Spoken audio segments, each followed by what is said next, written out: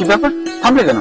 থামবো না, গাড়িও ছেড়ে দিলা, ভালো রাস্তা রেখে কি সব রাস্তা নিয়ে আসলা? হ্যাঁ, মাটির রাস্তা হাত থেকে সমস্যা হচ্ছে না? আমার ওয়াইফ ভাবি আসসালামু আলাইকুম। এত করে যখন বললো কাঁচামের ভাতটা একটু খেয়ে যাই। তুমি একটা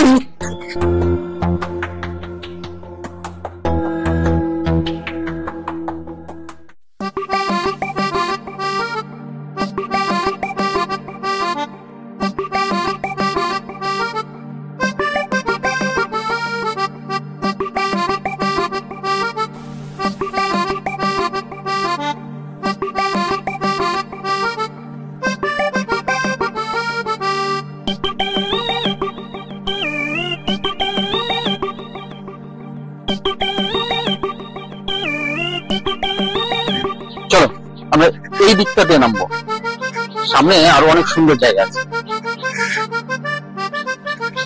এই আস্তে আস্তে সাবধান।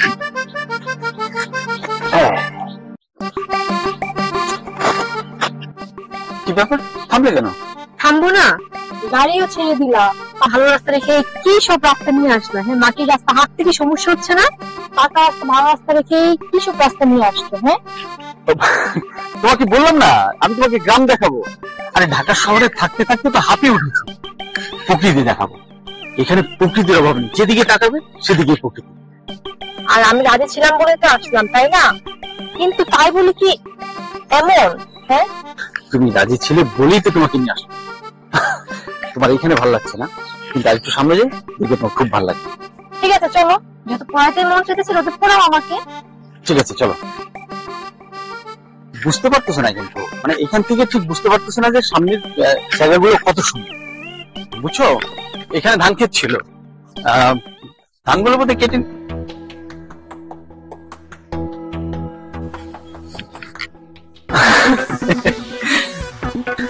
কি লেখা বুঝলা? কিসের লাউয়ের? নর হ্যাঁ, পুরুষ মানুষ, এই জন্য পুরুষ মানুষকে বিশ্বাস করতে। জঙ্গলে শিয়াল দেখে হা করে দাঁড়ায়। কি সব আজে বাজে কথা বলছো? আজে বাজে কথা বলছি না, কি আজে বাজে কথা বলছি? পুরুষ মানুষকে দেখতে হয় 80 বছর বয়সে তারা মনে করে নিজেদেরকে ইয়াং, মেয়ে দেখলে হা করে তাকায়। 80 বছর? আমার কি 80 বছর হয়েছে? হ্যাঁ তা বলতে পারো। 80 বছর যদি নাই বা হবে, তাহলে আমি তোকে একটা সন্তান দিতে পারলাম। তুমি আবার এসব বলছো? তোমাকে বললাম এসব বলবা না। আমি তোমাকে ভালোবেসে বিয়ে করেছি, ভালোবাসার কাছে এসব করছো, তুমি এসব বলবা না কখন।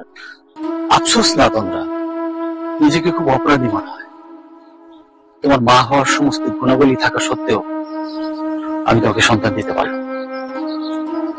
Don't be upset. এতে মন খারাপ করার কিছু নেই। আমরা প্রাকৃতিক দৃশ্য দেখতে আসছি না, চলো প্রাকৃতিক দৃশ্য দেখি। চলো।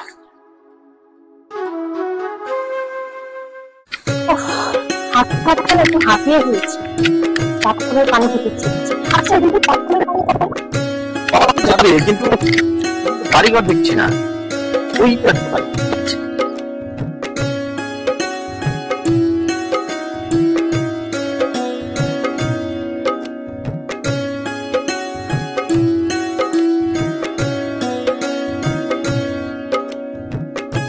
আমি না খুব পিপাসা লেগেছে আমার। পানি বোতলটা গাড়িতে রেখে আসছি। তুমিও না সাথে তোমার গাড়িতে রেখে আসছো, পানির বোতলও গাড়ি রেখে আসছো। তাহলে তুমি দাঁড়াও, আমি গাড়ি থেকে পানি বোতলটা নিয়ে আসি।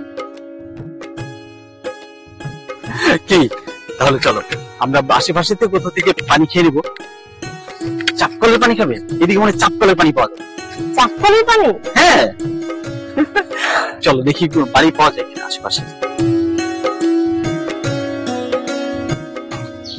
আসো দেখি তোমার পানি খাওয়ানো যায় কিনা। সাবধানে।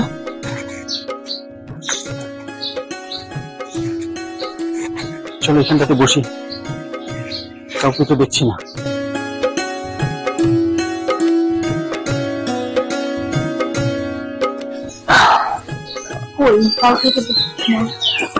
আরে সবাই তো বাড়িতে থাকে না, কাজে থাকে, কোথাও গেছে হয়তো কাজে।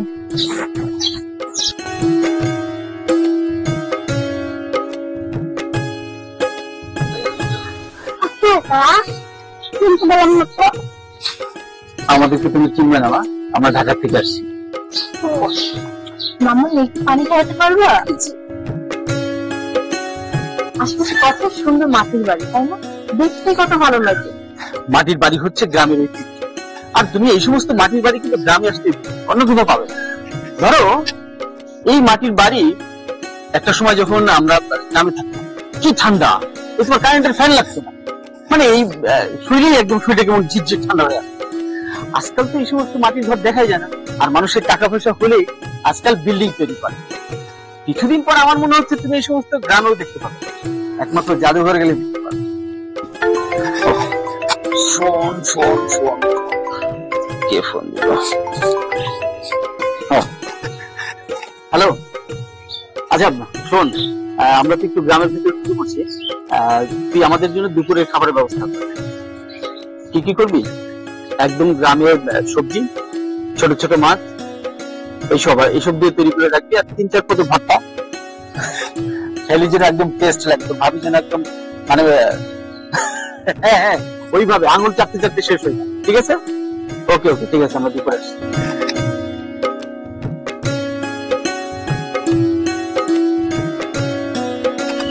কি মামনি, পানি কোথায়? আস্তে আস্তে আনতেছে কে? আম্মু। ও, তোমার আম্মু বাসায় আছে? তোর আম্মু কি করে? আমার আম্মু আমাকে বাসায় কাজ করে। ও আচ্ছা, তোমার বাবা কি করে? বাবু অ্যাক্সিডেন্ট করছে।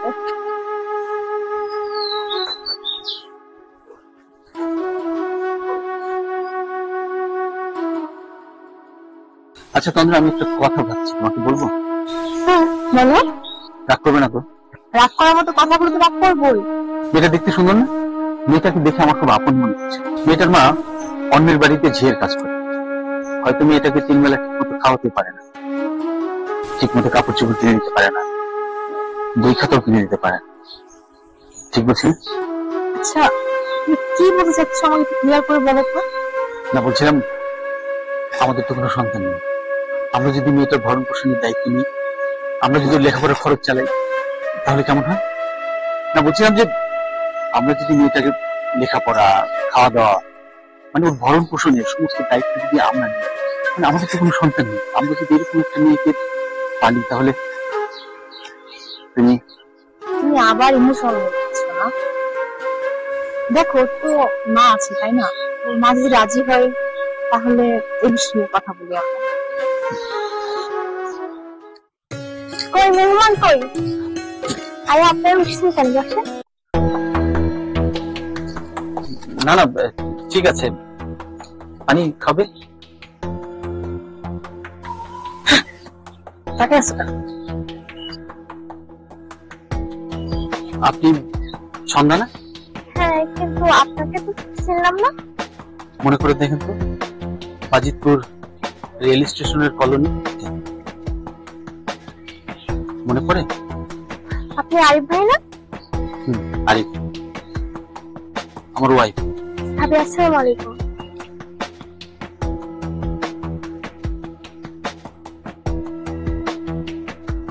হঠাৎ কি মনে করে দিলাম?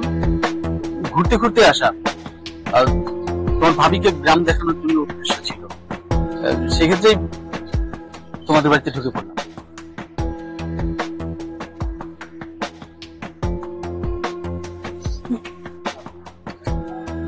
চলো যাই। হ্যাঁ? সে কি ভাবি যাচ্ছেন কেন? আজ প্রথমবার আমাদের বাসায় আসলেন, ভালো কি যেতে দিতে পারি?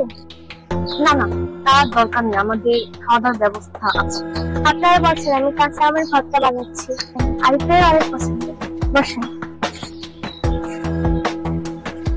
এত করে যখন বললো কাঁচা আমের ভর্তা একটু খেয়ে যাই। তুমি একটা আমি আমার কি মিথ্যা কথা বললাম তোমাকে? হ্যাঁ, এই গ্রামের সবাইকে তুমি চিনো। আরে না, আমি কাউকে সেভাবে চিনি না। তুমি ইচ্ছে করে আমাকে এখানে নিয়ে এসেছো। আচ্ছা জেনে শুনে কিভাবে আনলাম? আমরা হাঁটতে হাঁটতে না এখানে চলে আসলাম। তুমি জানতে না এটা তোমার কোনো পরিচিত একজনের বাড়ি? আরে না, আমি জানতাম না, জানলে তো তোমাকে আমি বলতাম, আর সেই সৎ সাহসটুকু কিন্তু আমার আছে। মানলাম তুমি জানতে না, কিন্তু ছন্দের সাথে যে তোমার সম্পর্ক সেটা তোমাকে আগে বলোনি। আরে জানানোর প্রয়োজন মনে করলেই তাই জানাই।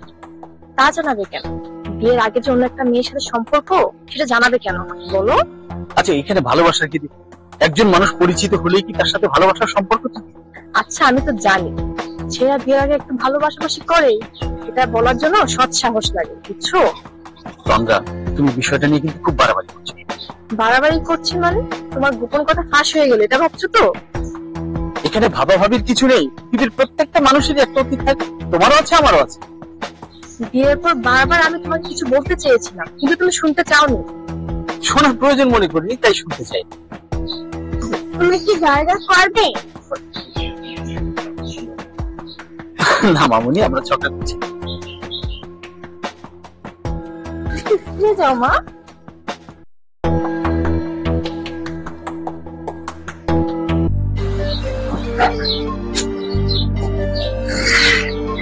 বসো।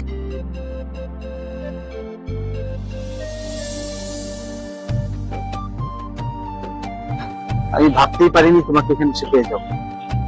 এটা আমার শ্বশুরের গ্রাম, আর আমার স্বামীর ভিটে। তোমার বিয়ে হয়েছিল কবে? এসএসসি পরীক্ষার পর। পরীক্ষার রেজাল্ট বার হওয়ার পর বাবা গ্রামের এক মাস্টারের সাথে আমার বিয়ে দিয়ে দেয়। বিয়ের 1 বছর পর শ্যামলী কোলে আসে। ওর বয়স 4 মাস হওয়ার পর ওর বাবা রোড অ্যাক্সিডেন্টে মারা যায়। তারপর থেকে কপালে দুঃখ নেই, কিন্তু সংসারের অভাবে অনটনে এখন মানুষের বাসায় কাজ করতে হচ্ছে। থাক, বাকি কথাগুলো আমি শ্যামলীর কাছ থেকে শুনেছি। আচ্ছা, মানুষ কি এত সহজে সবকিছু ভুলে যায়? জানি তুমি কি বলতে যাচ্ছ, কিন্তু বিশ্বাস করো, আমার কোনো উপায় ছিল না। আমিও লেখাপড়ার চাপে তোমাদের আর কোনো খবর নিতে পারি। কেন, একবারও কি আমাকে দেখতে ইচ্ছা হতো না? আমি তো দেশেই ছিলাম না। মানে? আমি যখন এসএসসি পাশ করি, তখন আমার এক মামা আমাকে লন্ডনে নিয়ে যায়। অ্যাকচুয়ালি আমি যে তোমার কথা চিন্তা করব, তখন তো তুমি অনেক ছোট ছিলে। তোমার কথা ওইভাবে আমি কিন্তু মাথায় আনি। তাছাড়া আমার লেখাপড়ার ক্ষতি হবে বলে দেশে ওইভাবে তার সাথে আমি যোগাযোগ করি। মাস্টার চাচা? বাবা রিটায়ার করার পর আমাদের এখানে চলে যায়। বেশ কিছুদিন পর বাবার হার্ট অ্যাটাক করে মারা যায়। তারপরে মামা আমাকে নিয়ে যায়। তারপরে ব্যবসা শুরু করি। সেই ব্যবসার মূলধনও মামাই আমাকে দেয়। আর আমার ওয়াইফকে দেখছো, ও আমার সম্পর্কে মামাকে। তারপর আর কি, বিয়ে, সংসার এভাবেই চলতে থাকছে। ছেলেমেয়ে হলো না। আচ্ছা সন্ধ্যা, একটা কথা বলবো, রাখবি? বলো। শ্যামলীর পড়ালেখার দায়িত্ব আমি নিতে চাই।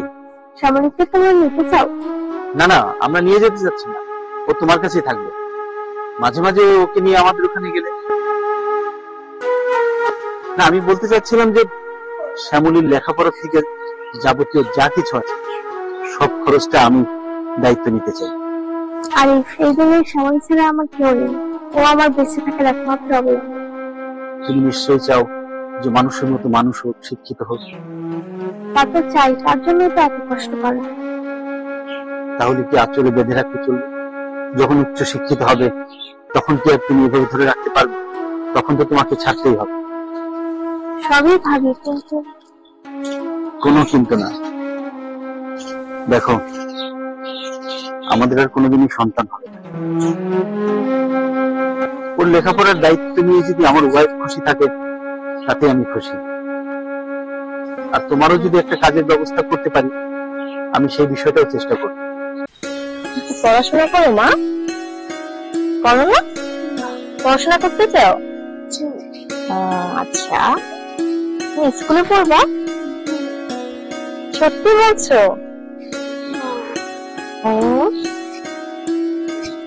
আর কি কি করতে চাও বলো তো? তোমার কি কি ইচ্ছা? এরপরে তুমি আর কোনো কথা, আমার ওয়াইফ যেহেতু রাজি আছে, চলো আমার ওয়াইফের সাথে গিয়ে কথা বলি।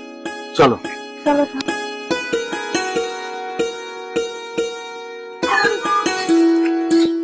হ্যাঁ চলো। সন্ধ্যা, আমরা তাহলে আজ আসি। আচ্ছা, আবার আসি। আর ভাই আসবো, আর আমি যে কথাটা বললাম সেটা একটু মনে রাখো। হ্যাঁ, আমার জীবনে বেঁচে থাকার একমাত্র অবলম্বনই তো শ্যামলী। ওকে ছাড়া কিভাবে থাকবো বলো? টেনশন নিও না বোন, ওরা তোমার কাছেই থাকবে। আমরা মাঝে মধ্যে সে দেখে যাবো। তুমি আমাদের ওখানে যাবা, আজকে থেকে শ্যামলীর যত কিছু খরচ আছে পড়াশোনা থেকে নিয়ে যাবতীয় খরচ আমরাই দেব। তোমাদের কাছে চিরঋণী থাকবো। আর ঠিক আছে, ভালো থেকো। আসি, এসো। ঠিক আছে, আবার আসবো। আসবো।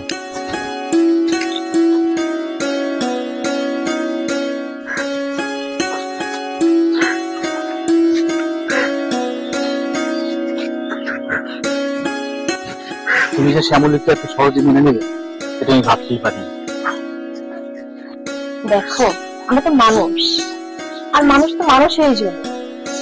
তাছাড়া আমাদের একটু সাহায্য যদি মেয়ের নিচে ভাগ্যটা গড়ে তুলতে পারে তাহলে মন্দ কিসের বলো? আজ তোমার ভিতরে আমি নতুন এক তন্ত্রাকে আবিষ্কার করলাম। আবার কি আবিষ্কার করলাম?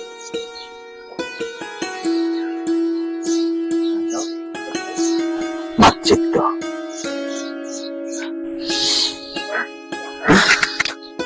হয়েছে, চলো। যেতে হবে?